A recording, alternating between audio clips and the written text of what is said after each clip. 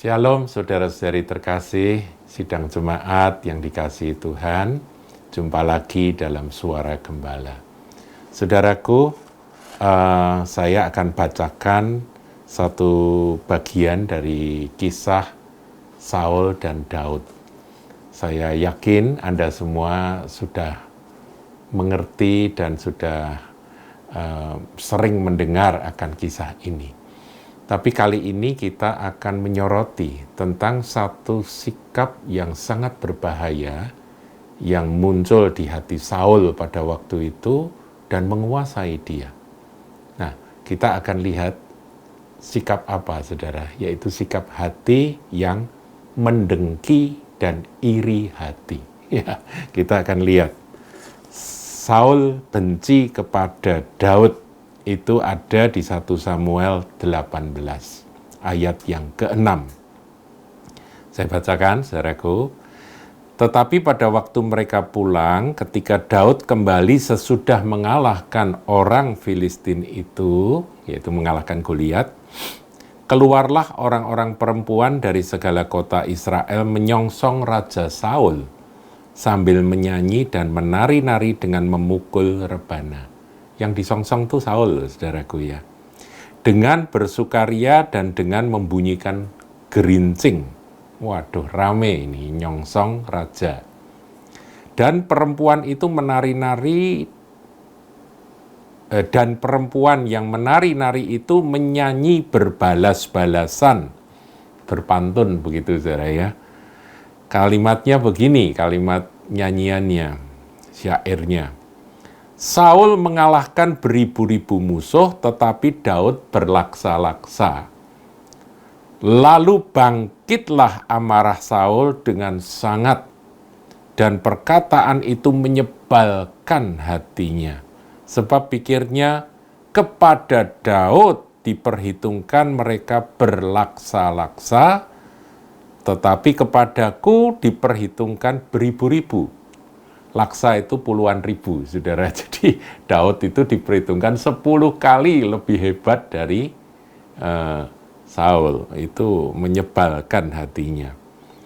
Akhir-akhirnya jabatan raja itu pun jatuh kepadanya. Rasa tidak aman, saudara, mulai muncul ketika popularitas dari Daud itu mulai meningkat. Saudara, kemudian ayat 9, sejak hari itu maka Saul selalu mendengki Daud, selalu, saudara. Dan sifat iri, dengki itu menguasai hati Saul sejak saat itu. Berarti dengki, iri hati itu adalah satu spirit yang sangat berbahaya. Masuk, kalau tidak dilawan dan diusir, itu bisa berkuasa seperti kanker, saudaraku. Yang mana akar-akarnya itu akan semakin membusukkan akan seluruh keberadaan dari seseorang. Ayat 10, ini menarik. Keesokan harinya roh jahat, nah ini sudah bilang roh jahat, yang daripada Allah itu berkuasa atas Saul. Mengapa roh jahat itu bisa berkuasa? Ya karena Saul membiarkan hatinya dikuasai dengan dengki dan iri hati. Apa yang membuat Saul dengki dan iri? Nah, saudara, di sini kita tahu. Mestinya munculnya seorang pahlawan yang bisa mengalahkan musuh, itu membuat gembira hati semua orang. Seperti perempuan yang menari-nari dan menyanyi itu. Tetapi bagi Saul, kemenangan gilang gemilang, selesainya masalah ancaman Goliat dan Filistin, itu yang sudah terselesaikan itu rupanya tidak membahagiakan dia, tidak menyukakan dia. Pusat dari seluruh kehidupan itu bagi Saul adalah dirinya sendiri. Saul tidak benar-benar mencintai, mengasihi akan bangsanya. Tapi dia lebih menyayang akan dirinya sendiri. Nah, saudaraku, ini adalah karakter yang perlu kita renungkan, bahwa kita jangan sampai menjadikan diri kita itu pusat dari segalanya. Kalau seperti Saul, dia menganggap bahwa dirinya itu adalah raja yang harus nomor satu, harus ditinggikan, harus dimuliakan.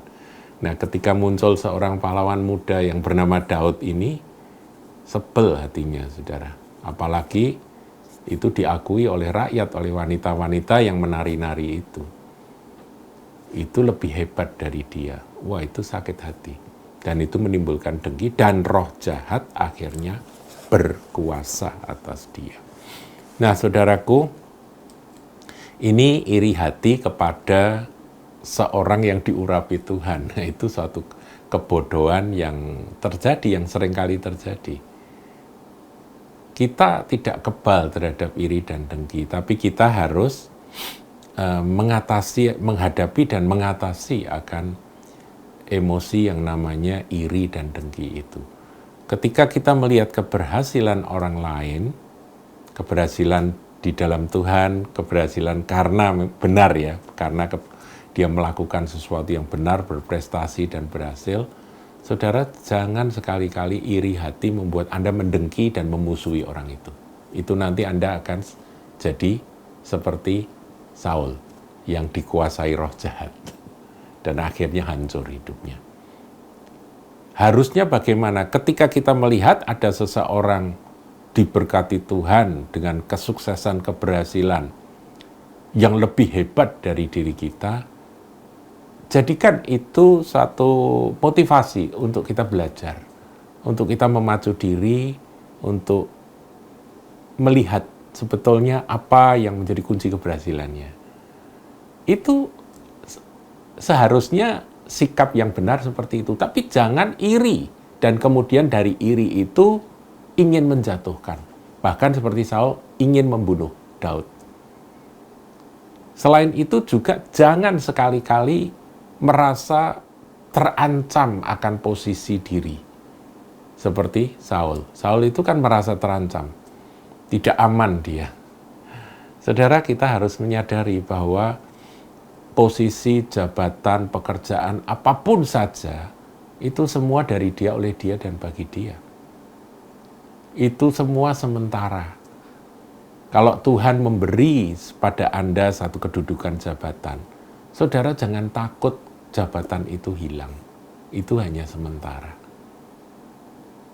Jangan jadikan, ya saudaraku ya, berkat kedudukan, berkat jabatan, berkat posisi itu menjadi kutuk.